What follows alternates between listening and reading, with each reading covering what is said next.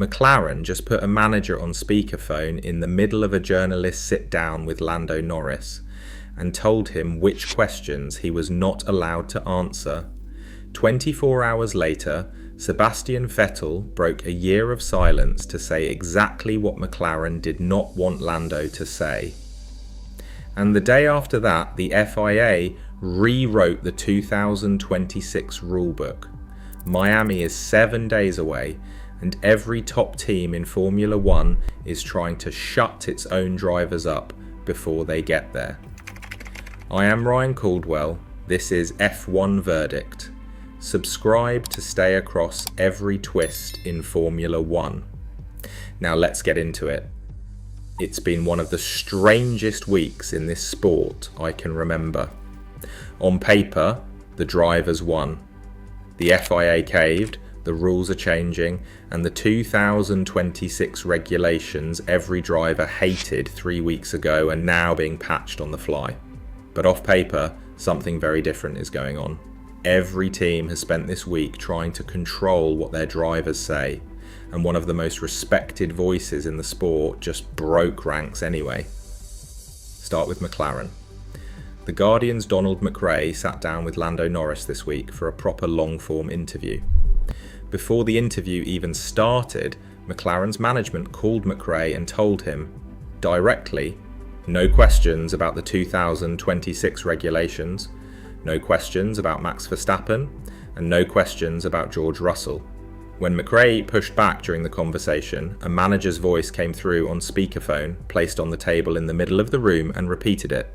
No questions about this subject. I went and checked McRae's original Guardian piece, and the detail is worse than the headline suggests.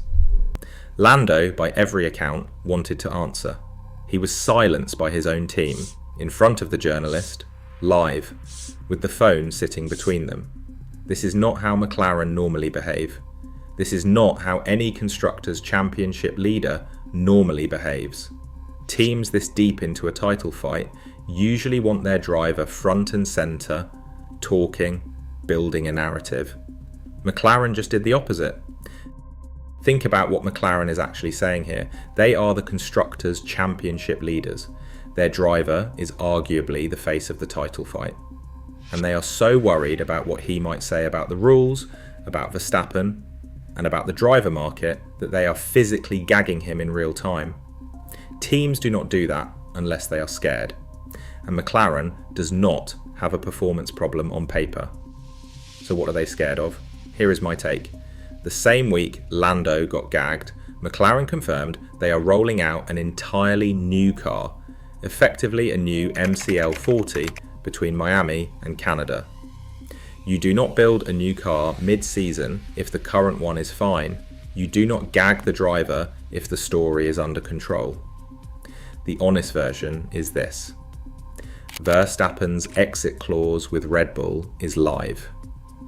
Mercedes are circling him. If Verstappen goes to Mercedes, the whole 2027 driver market flips. And Lando's seat becomes the most valuable piece of real estate on the grid. McLaren cannot have their driver saying anything on record about any of it. So they called in, they cut the questions, and they kept him quiet. If this is the kind of Formula One analysis you want, the story behind the story, subscribe to Formula One Verdict. I cover what the headlines miss. Now, while McLaren was muzzling Lando, Sebastian Vettel sat down with the Swedish broadcaster SVT and did something Vettel almost never does. He gave a real answer. He said the 2026 cars will probably be fun to drive, but probably not much fun to race. He said it is critical not to lose the DNA and the heart of the sport. A 4-time world champion, mostly retired, and almost never in the press, chose this week to speak.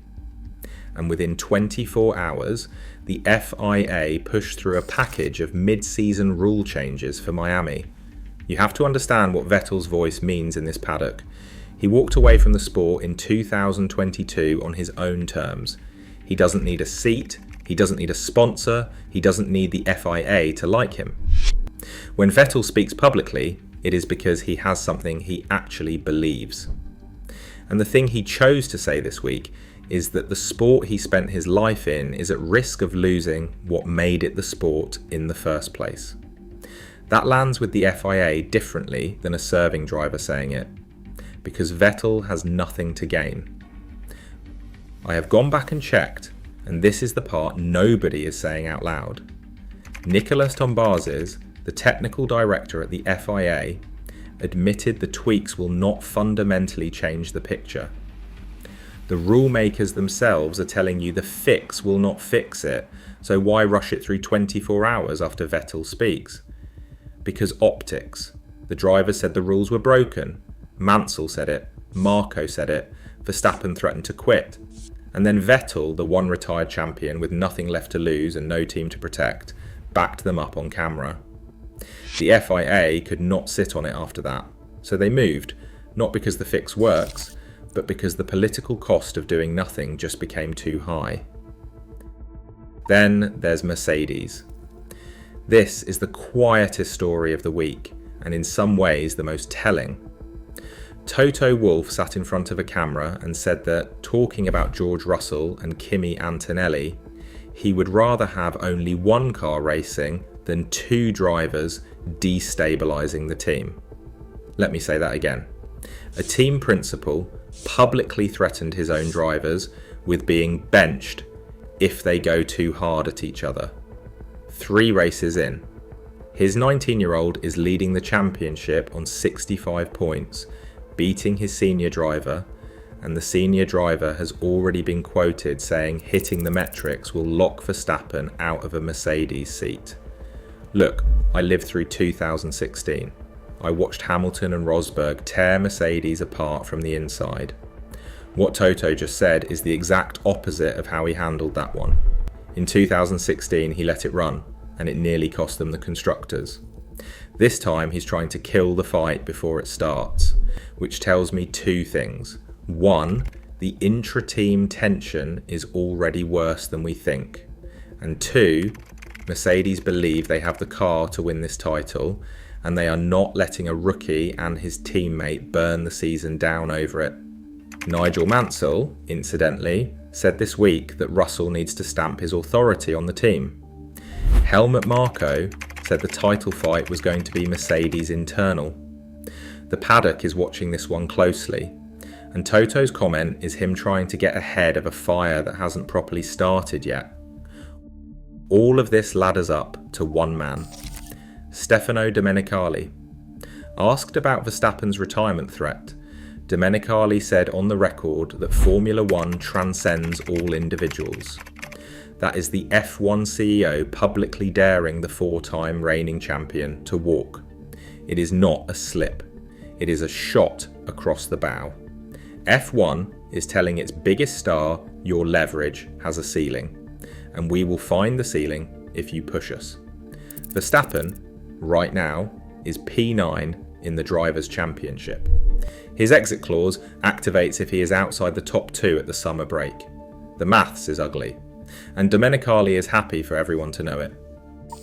Cadillac turned up for their home debut at Miami 1 second off the pace.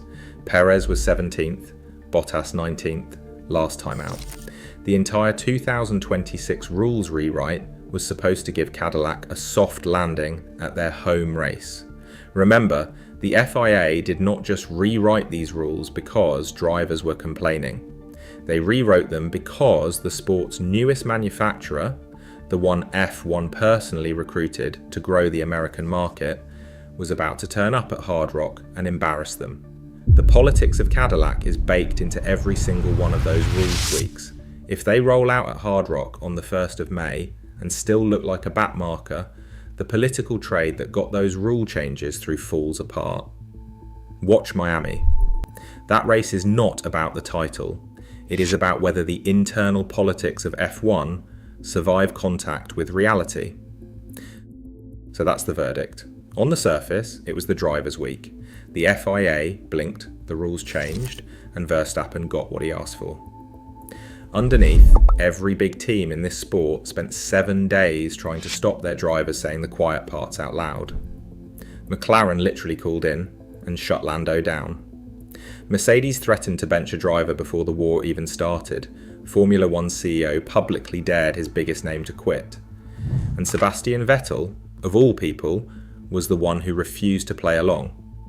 When a retired champion is the only voice in the paddock willing to tell you the cars will not be fun to race, something has gone very wrong with the people still inside it. Miami is 7 days away. I do not think the paddock can hold the lid on this much longer. That's the verdict. I'm Ryan Caldwell. This is F1 Verdict. Subscribe if you want the story behind the story, and I'll see you in the next one.